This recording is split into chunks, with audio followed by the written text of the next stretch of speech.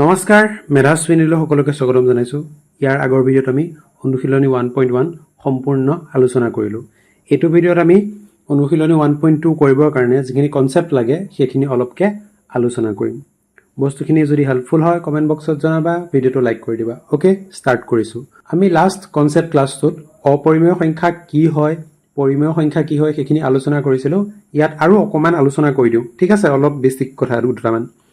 তো যিবিলাক সংখ্যা পি বাই কিউ আকাৰত প্ৰকাশ কৰিব পাৰি সেইবিলাকে কি বুলি কয়? পৰিমেয় সংখ্যা বুলি কয়। কিন্তু তাত কণ্ডিশ্যন দুটামান আছে। কি কণ্ডিশ্যন? এটাটো কি Q not equal to 0, Q 0 হ'ব নোৱাৰে। আৰু কি হ'ব যে পি কমা কিউ এই দুইটা কি হ'ব? অখণ্ড সংখ্যা হ'ব লাগিব, ঠিক আছে? অখণ্ড সংখ্যা হ'ব লাগিব। তেতিয়া কি? তেতিয়া আমি কি বুলি ক'ম যে এই সংখ্যাকেইটা কি? পৰিমেয় বুলি, ঠিক আছে? আৰু অপৰিমেয় সংখ্যা কোনবিলাক? এই যে আমাৰ √2, তাৰপৰা √5, 2√2 বা 1.0017921 এনেকৈ ডট ৰিপিট নোহোৱা, ঠিক আছে? বেলেগ এটা লৈছোঁ 15.6010939 এণ্ড ছ' অন মানে, ঠিক আছে? এইবিলাক কি? এইবিলাক অপৰিমেয় সংখ্যা। তো মনত ৰাখিবলগীয়া কথাটো কি যে অপৰিমেয় সংখ্যাবিলাকক আমি পি বাই কিউ আকাৰত লিখিব নোৱাৰোঁ। এতিয়া আৰু এটা লাষ্ট ক্লাছত মই কৈছিলোঁ, তথাপিও অকণমান কৈ দিছোঁ। ছাপ'জ এটা সংখ্যা লৈছোঁ √5, এইটো এটা অপৰিমেয় সংখ্যা। এতিয়া চোৱা, √5ক মই কি লিখিব পাৰোঁ? √5 ডিভাইডেড বাই 1 লিখিব পাৰোঁ, হয় নহয়? এইটো দেখোন পি বাই কিউ ফৰ্ম হৈ গ'ল, ঠিক আছে? কিন্তু এইটোক আমি পৰিমেয় সংখ্যা বুলি কি হ'ব? নকওঁ। মানে কিয় নকওঁ? কাৰণ আমাৰ কণ্ডিশ্যনটো কি যে পি আৰু কিউ অখণ্ড সংখ্যা হ'ব লাগিব। √5 অখণ্ড সংখ্যা নহয়, গতিকে আমি এনেকৈ লিখিব পাৰিলেও √5ক পৰিমেয় সংখ্যা বুলি নকওঁ, ঠিক আছে? চবেই বুজি পাইছোঁ? নেক্সট, এতিয়া আমি এটা উপপাদ্য পঢ়িব লাগে। উপপাদ্যটো কি কৈছে যে ধৰা পি মৌলিক, পি এটা মৌলিক সংখ্যা। ছাপ'জ মৌলিক সংখ্যা এটা 7 যেনিবা, ঠিক আছে? যদি পি এ স্কুৱাৰক হৰণ যায়, পি এ যদি এ স্কুৱাৰক হৰণ যায়, এটা নাম্বাৰৰ বৰ্গক যদি হৰণ যায়, ছাপ'জ আমি লৈ লৈছোঁ 196 যেনিবা, ঠিক আছে? 196ক 7ৰে হৰণ যায়, অ'কে? আৰু বেলেগ মানে 196 স্পেচিফিকলি কিয়? কাৰণ 14 স্কুৱাৰ 196 হয়, সেইকাৰণে। বা এতিয়া আমি কি বুলি ক'ম যে 7এ 14 স্কুৱাৰক হৰণ যায়, অ'কে? তেন্তে কি হ'ব? পি এ এক হৰণ যাব, তেতিয়াহ'লে এই 7এ 14কো হৰণ যাব লাগিব মানে, ঠিক আছে? যদি মই চিম্বলিকেলি এবাৰ দেখাই দিছোঁ, পি এ যদি এ স্কুৱেৰক হৰণ যায় তেতিয়াহ'লে কি হ'ব? পি এ একো হৰণ যাব লাগিব মানে। আৰু যদি নাম্বাৰ দি পেলাই কওঁ, 7এ যদি 14 স্কুৱেৰক হৰণ যায় তেন্তে 7এ 14কো হৰণ যাব লাগিব। সেইটোৱে, ইয়াৰ প্ৰমাণটো আমাক নালাগে। আৰু এটা কথা, য'ত কি পি এ এটা যোগাত্মক অখণ্ড সংখ্যা, এই কি হ'ব? যিকোনো এটা যোগাত্মক অখণ্ড সংখ্যা। তো যোগাত্মক অখণ্ড সংখ্যা মানে কি হ'ব? 2 হৈ গ'ল, 3 হৈ গ'ল, 4 হৈ গ'ল, এইবিলাক নাম্বাৰ হ'ব মানে, অ'কে? 1 কেলে নহয়? কাৰণ 1টো মৌলিক সংখ্যা নহয়, ঠিক আছে? নেক্সট, এতিয়া আমি প্ৰমাণ কৰিব লাগে যে √2 অপৰিমেয়। √2 এটা অপৰিমেয় সংখ্যা আমি জানোৱেই, ঠিক আছে? এতিয়া আমি √2 যে অপৰিমেয় সেইটো প্ৰমাণ কৰিম। আৰু সেইটো কি বুলি কয়? বিৰুদ্ধৰ সহায়ত প্ৰমাণ। মানে প্ৰথমতে আমি কি বুলি ক'ম যে √2ক পৰিমেয় বুলি ক'ম, ঠিক আছে? কিন্তু অলপ দেৰিকৈ কি দেখাম? যে সি অপৰিমেয়, ঠিক আছে? সেইকাৰণে প্ৰথমতে আমি যিটো বস্তু শুদ্ধ বুলি ক'ম, যিটো বস্তু হয় বুলি ধৰি ল'ম, মানে সেইটো কি হ'ব? অলপ দেৰি পিছত মিছা বুলি প্ৰমাণিত হ'ব, ঠিক আছে? সেইকাৰণে আমি প্ৰথমতে যিটো ধৰিছিলোঁ সেইটো ভুল হ'ব। আৰু এবাৰ কৈ দিছোঁ, আমি প্ৰথমতে এটা ষ্টেটমেণ্ট ধৰিলোঁ, ছাপ'জ পি বুলি, অ'কে? সেই পিটোক আমি প্ৰথম শুদ্ধ বুলি ক'ম। তাৰপিছত আমি অংক কৰি গৈ থাকিম, অংক কৰি গৈ থাকি পেলাই আমি কি পাম? কিউ পাম। আৰু কিউটো কি হ'ব? কিউটো আমি ভুল বুলি পাম মানে, অ'কে? এই যিটো ভুল বুলি পালোঁ, এইটো কিয় পালোঁ বা এইটো কিয় কণ্ট্ৰাডিক্টৰী হ'ল? কাৰণ আমি প্ৰথম যিটো ষ্টেটমেণ্ট লৈছিলোঁ সেইটো আচলতে ভুল আছিলে, কিন্তু আমি ভুলতে শুদ্ধ বুলি ভাবি আছিলোঁ, ঠিক আছে? শুনিবলৈ বহুত কিবা লাগিছে, তো কৰি পেলাই চাওঁ, কৰি পেলাইও কিবা লাগিব। আৰু অলপমান প্ৰেক্টিচ কৰিলে অট'মেটিক তোমালোকে বুজি পাবা, ঠিক আছে? প্ৰথমবাৰ ধৰিবলৈ অকণমান দিগদাৰ। কিতাপৰ আধাৰতে কৰিম, কি আছে? √2 অপৰিমেয়, এইটো আমি প্ৰমাণ কৰিম, ঠিক আছে? মই এইফালে লিখি লৈছোঁ প্ৰমাণ, লগে লগে চাই যাবা, অ'কে? তো প্ৰথমতে মই লিখিম যে যদি সম্ভৱ, অকণমান বেলেগকৈ লিখিছোঁ, কিতাপৰ লাইনকেইটা মোৰ অকণমান পচন্দ নাই হোৱা মানে। যদি সম্ভৱ, কাৰণ যিহেতু এইটো অসম্ভৱ, ঠিক আছে? সেইকাৰণে মই লিখিছোঁ যদি সম্ভৱ ধৰা হ'ল কি ৰুটটো পৰিমেয় ৰুটটোক মই পৰিমেয় বুলি ধৰিছোঁ ঠিকে আছেনে জানো আমি এইটো ষ্টেটমেণ্ট ভুল বুলি অ'কে তথাপিও ধৰিছোঁ তাৰপিছত আমি কি কৰিম therefore ৰুটটো এটাকে ৰুটটো equal to a by b ঠিক আছে যদি এটা পৰিমেয় সংখ্যা হয় তেন্তে তাক p by q আকাৰত প্ৰকাশ কৰিব পাৰি মই p আৰু q জেগাত a আৰু b লিখিছোঁ বেলেগ একো নাই ঠিক আৰু লগতে কি লিখিম যে য'ত a, b সহমৌলিক আৰু a, b অখণ্ড সংখ্যা ঠিক আছে তো ইয়াত মই কি কৰিলোঁ ইয়াত প্ৰথমতে মই কৈ দিলোঁ যে a আৰু b কি অখণ্ড সংখ্যা বুলি ক'লোঁ ঠিক আছে আৰু লগতে কি ক'লোঁ a আৰু b সহমৌলিক বুলি কৈছোঁ আচ্ছা সহমৌলিক মানে মিনিংটো কি হ'ব যে পৰস্পৰ মৌলিক সংখ্যা মানে এনেকৈ ধৰা ছাপ'জ এটা সংখ্যা আছে তোমাৰ 4 যেনিবা আৰু এটা সংখ্যা আছে ছাপ'জ 5 এতিয়া 4ৰ উৎপাদক কি 1 পূৰণ 2 পূৰণ 2 5ৰ উৎপাদক কি 1 পূৰণ 5 ঠিক আছে ইহঁতৰ সাধাৰণ উৎপাদক কি সাধাৰণ উৎপাদক 1 গতিকে এই 4 আৰু 5ক কি বুলি কয় সহমৌলিক সংখ্যা বুলি কয় ঠিক আছে বা পৰস্পৰ মৌলিক সংখ্যা বুলি কয় এনেকুৱা আৰু উদাহৰণ যদি লওঁ 8 আৰু 9 ল'ব পাৰোঁ ঠিক আছে 8 আৰু 9ৰ সাধাৰণ উৎপাদক কিমান 1 থাকিব 10 11 হৈ গ'ল বা 2 3 হৈ গ'ল ঠিক আছে বা এনেকৈ কওঁ 4 হৈ গ'ল 15 হৈ গ'ল এহঁতৰো যিটো সাধাৰণ উৎপাদক সেই সাধাৰণ উৎপাদক কিটো কি 1 তো এইবিলাক কি এইবিলাকক কয় সহমৌলিক সংখ্যা এতিয়া আমি যে ক'লোঁ a by b বুলি ঠিক আছে তাৰ মিনিংটো কি যে যিকোনো এতিয়া ছাপ'জ এটা নাম্বাৰ হা তোমাৰ 45 আৰু ডিভাইডেড বাই 60 যেনিবা ঠিক আছে যদি মই সহমৌলিক সংখ্যা কেতিয়া পাম যেতিয়া মই এইটো আৰু এইটোক যদি কাটকুট কৰোঁ তেতিয়াহ'লে কিমান হ'ব 15 দি যাব 3 15 45 আৰু 15 দি যাব 4 15 60 ঠিক আছে মই যিটো ৰুটটো ধৰিছোঁ ন সেই ৰুটটোক চিম্পলেষ্ট ফৰ্ম বা সৰল ৰূপত মই তাক ধৰিছোঁ মানে কি যে ৰুটটো যদি এনেকৈ লিখিব পাৰি তেন্তে তাক মই কাটি কুটি যিটো পাম ঠিক আছে ইয়াত যেনেকৈ আমি 3/4 পাইছোঁ সেইটো ফৰ্মত লিখিছোঁ বুজি পাবা নাই জানো ঠিক আছে এইটো আৰু এবাৰ চাই ল'বা দেই আৰু এবাৰ ৰিপিট কৰি চাই ল'বা ঠিক আছে মই নেক্সট পাৰ্টলৈ গৈছোঁ অ'কে মই পিছত আকৌ এবাৰ বুজাই দিম বাৰু এতিয়া যিহেতু আমি এইটো লাইন লিখিলোঁ গতিকে তাৰ পিছৰ লাইনটো মই কি লিখিব পাৰোঁ যে b ৰুটটো ইকুৱেল টু a ঠিক আছে এইটো ইকুৱেশ্যন 1 দি থলোঁ আৰু এই ছাইডৰখিনি মচি দিওঁ হা আৰু ইয়াত যদি ভালকৈ চোৱা ইয়াত কি কৰিছে ইয়াত লিখিছে তোমাৰ ৰুটটো equal to r by s okay দুটা r আৰু s দুটা অখণ্ড সংখ্যা এতিয়া নেক্সট কি বুলি কৈছে এই r by s কি বুলি কৈছে a by b বুলি কৈছে মানে কথাটো এইটোৱে অলপ আগত যে মই 45 আৰু 60টো যে মানে কাটি দিলোঁ ঠিক আছে তো r আৰু s মানে 45 আৰু 60 বুলি ধৰা এতিয়া 45 আৰু 60 কাটি কুটি কিমান পাওঁ মই 3 15 45 4 15 60 3/4 পালোঁ হয় নাই সেই একেটাই তোমাৰ ইয়াত a আৰু b বুলি ধৰিছে ঠিক আছে সেই একেটাকে ইয়াত a আৰু b বুলি ধৰিছে মানে a by b বুলি ধৰিছে ঠিক আছে মই যেনিবা সেই মাজৰ r আৰু s ষ্টেপটো মানে কাটি দিলোঁ ঠিকে আছে ধৰিব পাৰিছোঁ অ'কে এতিয়া মই কি কৰিম এতিয়া দুইফালে বৰ্গ কৰিম b ৰুটটো ইকুৱেল টু a স্কুৱেৰ তো এইটো হোল স্কুৱেৰ হ'ব দুইটা চাইডে বৰ্গ কৰিছোঁ ভাঙি দিলে কিমান হ'ব b স্কুৱেৰ ইনটু 2 মানে 2b square equal to a square থাকি যাব ঠিক আছে আচ্ছা ইকুৱেশ্যন 1 এইটোক দিম হা তাৰপৰা ইয়াত কি লিখিছে চোৱা গতিকে 2য়ে a স্কুৱেৰক হৰণ কৰে মানে হৰণ যায় আচলতে কথাটো লিখিব লাগিছিল তেনেকৈ বাৰু মই এইফালে লিখিছোঁ হা অৰ্থাৎ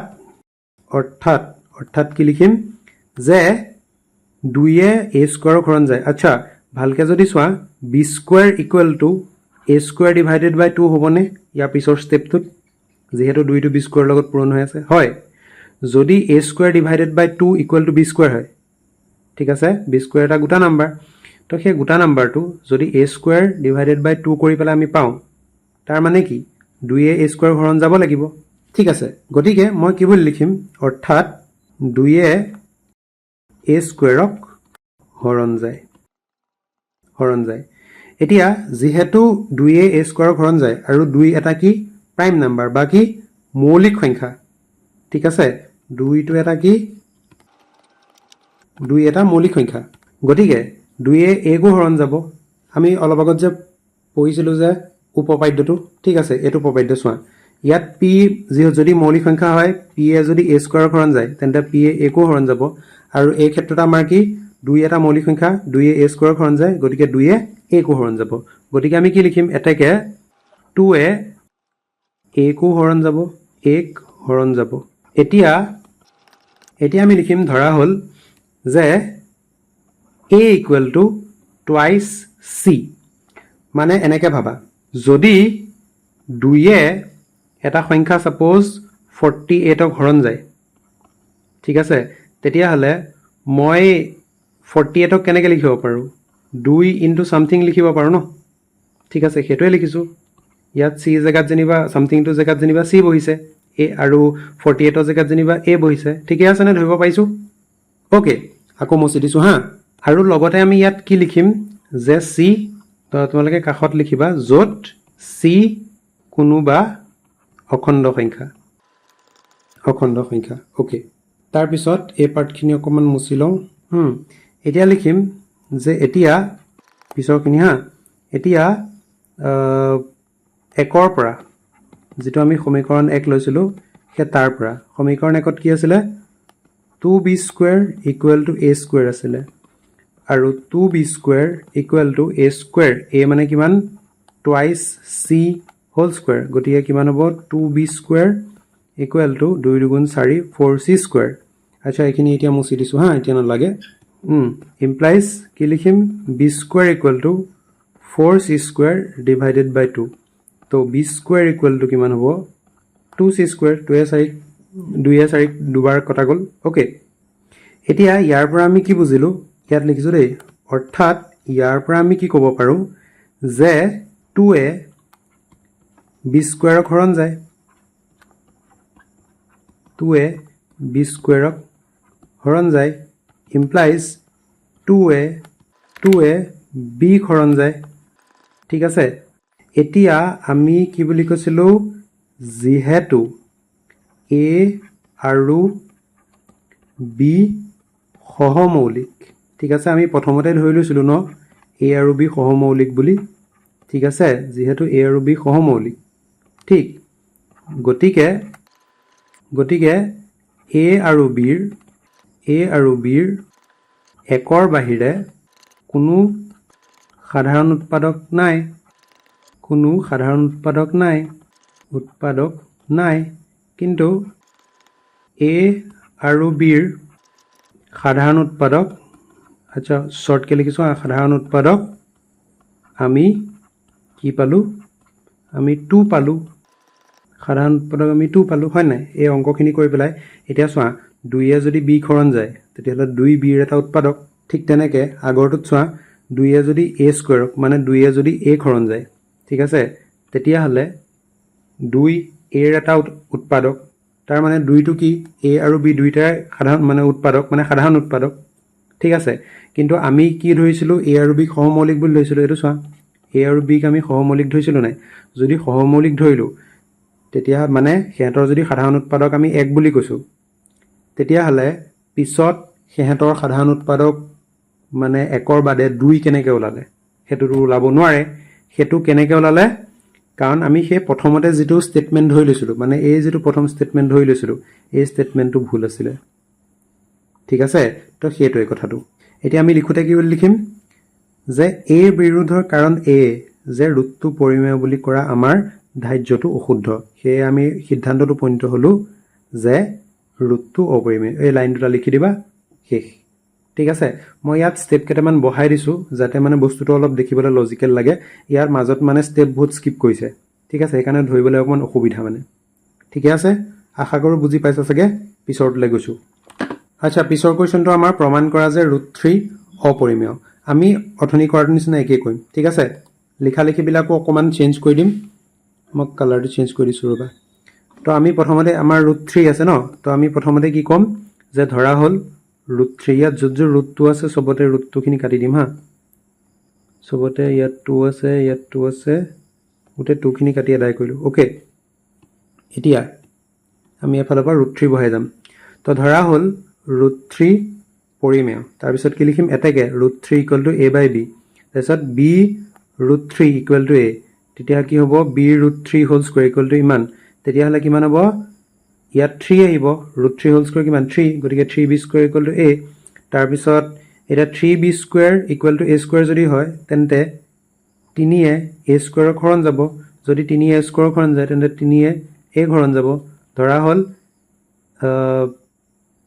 a ইকুৱেল টু থ্ৰাইচ c যদি 3 এ a ঘৰণ যায় তেতিয়াহ'লে ধৰা হ'ল a ইকুৱেল টু 3c ঠিকে আছে ন ধৰিব পাইছো ওকে এতিয়া পিছৰখিনিও একে লিখিম ইয়াতো 2 খিনি মুছি যাম 2 খিনি মুছি যাম এটো 2 এটো মুছিলো 2 মুছিলো আৰু ক'বাত আছে নে ইয়াত 2 এটা আছে ওকে গোটেইখিনি ৰিপ্লেস কৰি দিম এটো কালাৰ লওঁ ওকে এতিয়া আমি কি আছিল আমাৰ ইকুৱেশনটো আমাৰ কিমান 3b স্কয়াৰ গতিকে এটো 3b স্কয়াৰ হ'ব a ইকুৱেল টু কিমান 3c আচ্ছা ইয়াত 4 ওলাইছে ন এটো 9 লিখিম 3 3 গুণ 9 তাৰপিছত এটো 3b স্কয়াৰ থাকিব তাৰপিছত a 3 টো হিফালে হৰণ যাব 9c স্কয়াৰ ডিভাইডেড বাই 3 তাৰপিছত 3 এ 9 কাটিলে 3 বাৰ যাব গতিকে কি 3 এ b স্কয়াৰ হৰণ যায় তাৰ মানে 3 এ b হৰণ যাব যেহেতু a আৰু b সহমৌলিক গতিকে a আৰু b ৰ একৰ বাহিৰে কোনো সাধাৰণ উৎপাদক নাই কিন্তু a আৰু b ৰ সাধাৰণ উৎপাদক আমি 3 পালো বাকিখিনি একে যে a বিৰোধৰ কাৰণ a যে √3 পৰিমেয় বুলি আচ্ছা √3 টো ইয়াত চেঞ্জ কৰি দিছো ইয়াত লিখিবা যে √3 পৰিমেয় বুলি ধৰা কৰা আমাৰ ধাৰ্যটো অশুদ্ধ সেয়ে আমি সিদ্ধান্তত উপনীত হলো যে √3 অপৰিমেয় বস কাম খতম ঠিক আছে এখিনি লিখি দিলে আজৰি মানে মই একেখিনিকে আগত নিলিখো দেই ঠিক আছে ধৰিব পাৰিছো ন নেক্সট এটা নেক্সট কি আছে 5 + √3 পৰিমেয় ওকে তো আমি লিখিম কি বুলি যে যদি সম্ভৱ যেহেতু এটো সম্ভৱ এখান লিখিছো যদি সম্ভৱ ধৰা হ'ল 5 + √3 পৰিমেয় এটাকে কি লিখিব পাৰো যে 5 + √3 মানে কি a by b হ'ব তো যত a, b অখণ্ড সংখ্যা আৰু কি আৰু এটা কন্ডিশন a, b সহমৌলিক একেটা স্টেপতে ধৰি লৈছো সহমৌলিক গতিকে ইয়াৰ পৰা মই কি কৰিব পাৰো 5 টো হিফালে পঠিয়াই দিম √3 equal to a by b minus 5 তাৰ নেক্সট স্টেপত কি হ'ব √3 ইকুৱেল টু a minus তো এটো মাইনাস কৰিলে কিমান হ'ব 5b হ'ব ডিভাইডেড বাই b এতিয়া আমি কি পাইছো যে এতিয়া ভালকে চোৱা a আৰু b দুটা নাম্বাৰ আছে ওকে এতিয়া a পা যদি মই 5b মাইনাস কৰো মই গোটা নাম্বাৰ এটা পাম obviously ঠিক আছে তো সাপোজ তুমি জেনিবা r পালা জেনিবা ঠিক আছে মানে r by b পাবা এতিয়া √3 আমি p by q আকাৰত লিখিছো নাই হয় কিন্তু আমি √3 p by q আকাৰত লিখিবা পাৰো জানো কেতিয়াও নোৱাৰো ঠিক আছে গতিকে কি হ'ব আমি যেটো মানে ইয়াত মানে আমি এটা বিৰুদ্ধাচৰণ এটা পালো ন মানে আমি স্টাৰ্টিংত যেটো স্টেটমেন্ট হৈছিল হেতুৰ উল্টা এটা পালো ঠিক আছে মই এখিনি মুছি দিছো তো লিখিব পাৰা যে √3 ইকুৱেল টু এটো মই চেঞ্জ কৰি পেলাই সাপোজ p লিখি দিলো আৰু to b লিখি দিলো হ'ব সাইডত লিখিম যত p equal to a minus 5b just p বুলি ভ্যালুটো পাতিছো ওকে বেলেগ একো নাই ইয়াৰ পিছৰ স্টেপত কি লিখিব পাৰো ইমপ্লাইজ √3 পৰিমেয় ঠিক আছে ইয়াৰ পিছৰ স্টেপত আমি লিখিলো √3 পৰিমেয় বুলি কাৰণ √3 আমি p by q মানে p by q আকাৰত প্ৰকাশ কৰিলো কিন্তু আমি জানো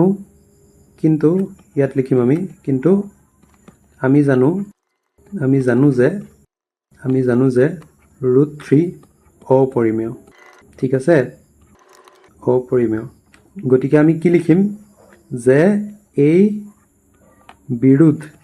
বিৰোধৰ কাৰণ যে 5 + √3